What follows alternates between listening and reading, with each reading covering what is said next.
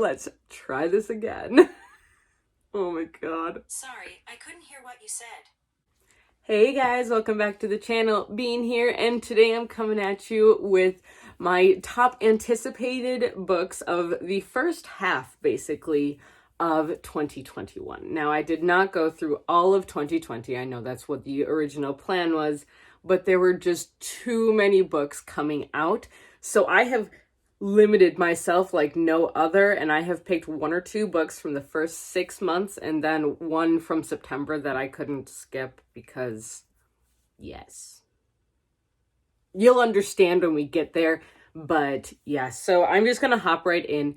Like I said, I only picked one or two books from each month, so there are so many books coming out that I am excited for. In fact, if you want to see all of them, I don't know where you can do that because there's I'm going to go off topic here for a second. If you want a preview of what anticipated releases I have for January, this is my list for January, guys. This is the full list for January. I picked two of these.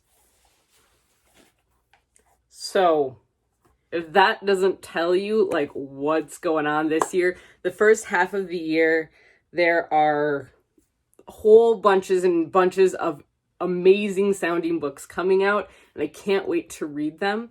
I think I'm finally out of my reading slump, which is very exciting. I cannot wait to get back into reading.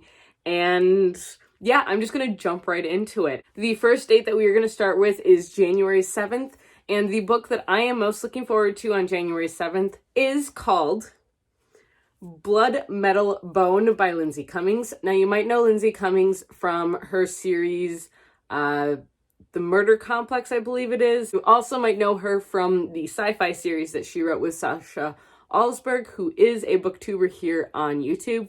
So Blood, Metal, and Bone follows Sonara, who was wrongly accused by her mother of her brother's death, and so she was sentenced to death by her mother herself.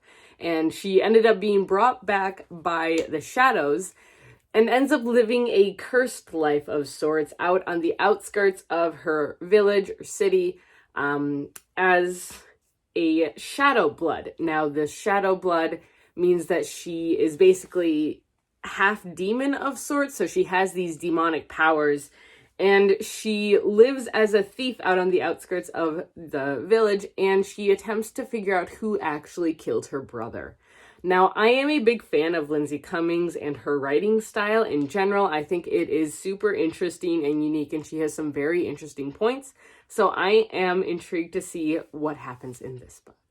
I did end up picking two books for January. The second one I could not pass up because this book, one, looks stunning, and two, has serious Percy Jackson vibes that I am here for, but almost more realistic to a point. That doesn't make any sense at all.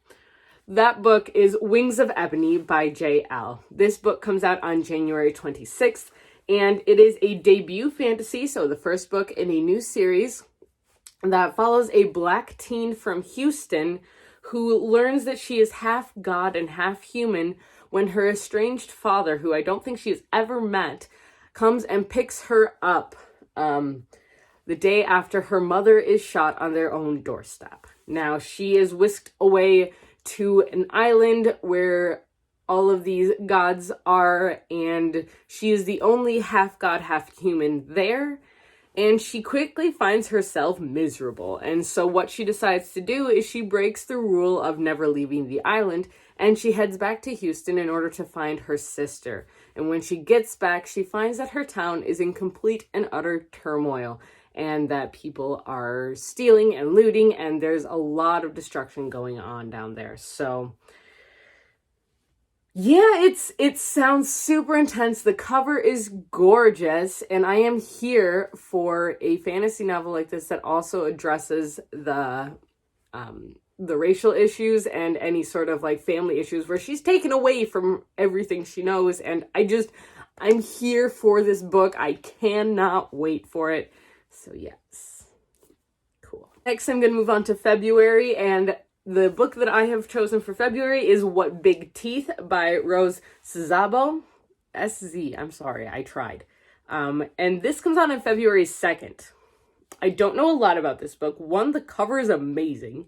But two, it is advertised as Miss Peregrine's Home for Peculiar Children meets The Addams Family. That's literally all I needed to hear. But then when I read the description, it also talked about a girl coming home from boarding school to a family that's very odd. What I remember is that her grandmother is a ghost whose name is Persephone, and she's trying to keep this family together.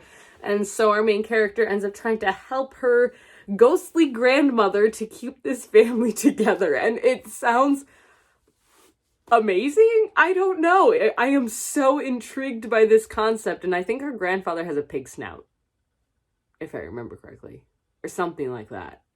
I don't know, but I'm intrigued. So I am very curious by this one, not gonna lie. The next book that I have on this list I could not skip, and that is The Theft of Sunlight by Intisar Khanani, and she is quickly becoming one of my favorite authors.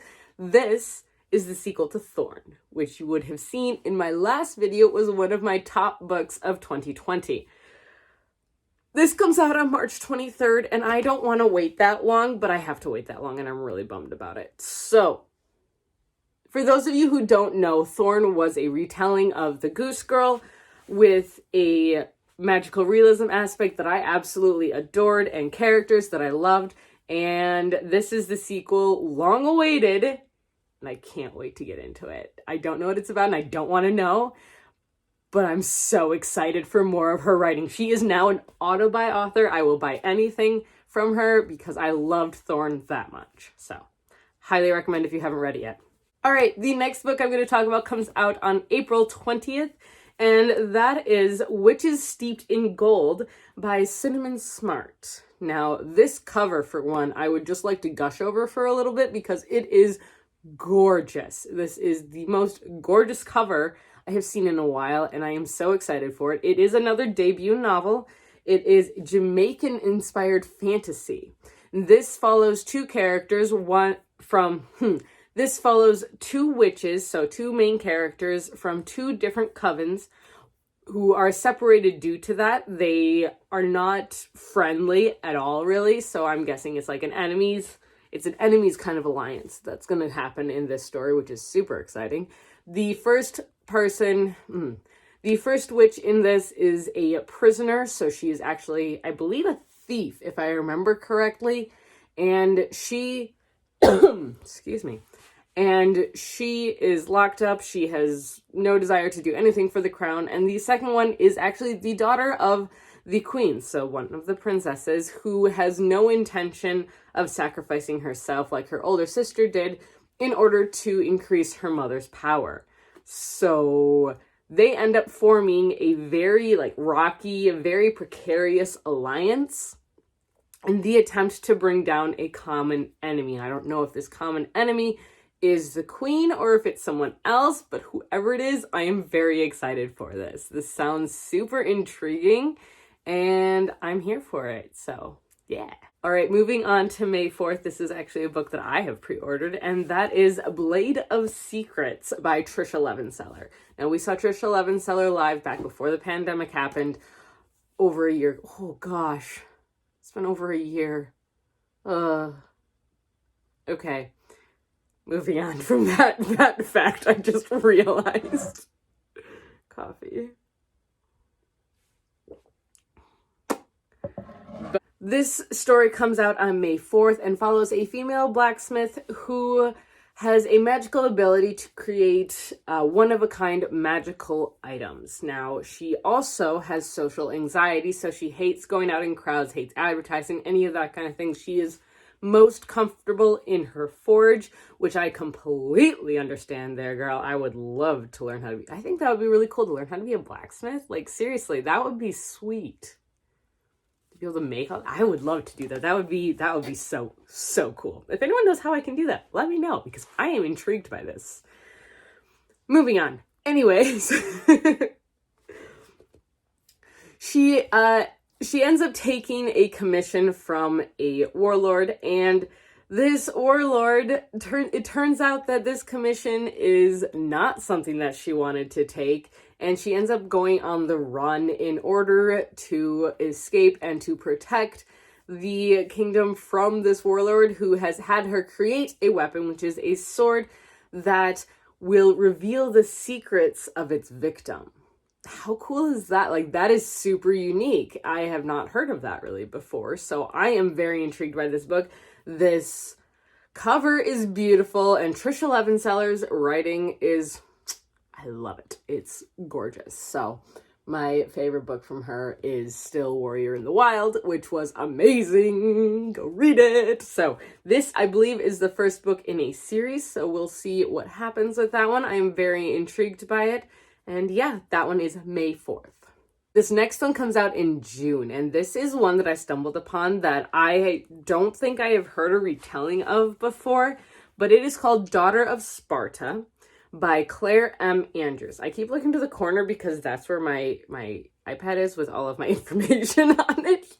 So, yes. But this book comes out on June 8th, and it follows our main character, Daphne, who wants to be a soldier so bad. She has been training her whole life to attempt to make it into the Spartan army. But she is approached by Artemis, the goddess of the hunt, and she is tasked with finding 9 artifacts that have been mysteriously stolen from Mount Olympus. And in order to partner with that, she has been assigned to work with Artemis's brother, Apollo, who everyone knows is like this big player of a god. And, anyways, basically, if she fails to find these 9 items, the gods will lose their power and the earth will fall into chaos. So, naturally, our hero has to go find them. But I didn't realize at first, this is a little bit of a spoiler, but just because this is already a story that people do know, this is a reimagining of the Daphne and Apollo myth, which I'm super intrigued by. I really haven't heard of a retelling of this before, but it is a story from mythology, and I recall reading it back in like 6th grade or something like that, long time ago. But I am so intrigued by this. I love retellings of myths and stories, and I'm excited. I'm very, very intrigued by this book. So that is my June pick. Now, the last pick I have in here is not from the first half of the year because I couldn't not include it.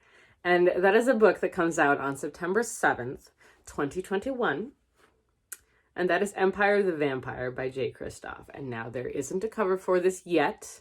As of December, there is not a cover for it. He has announced that all US copies, all pre-order US copies will be signed, which is amazing. And I'm super excited for that.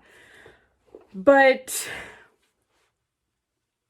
I really didn't feel like I needed to know a lot about this book, except for the fact that it's Jay Kristoff and he's bringing back the creepy, like, dark vampires. There's no sparkles involved. Thank you very much. And I'm so excited because he writes such dark books and does it amazingly well. So I'm very excited for that. When I did look at the description for this book, it talks about a group of people who are on a quest to end a 27-year-long night. So the whole thing with this night is there hasn't been a sunrise in 27 years. So the creatures of the night, the vampires, have basically been able to roam freely.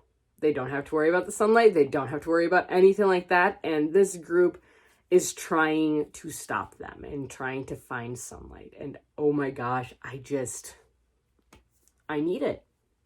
I just need it. It's the first book in a series. It's called Empire the Vampire.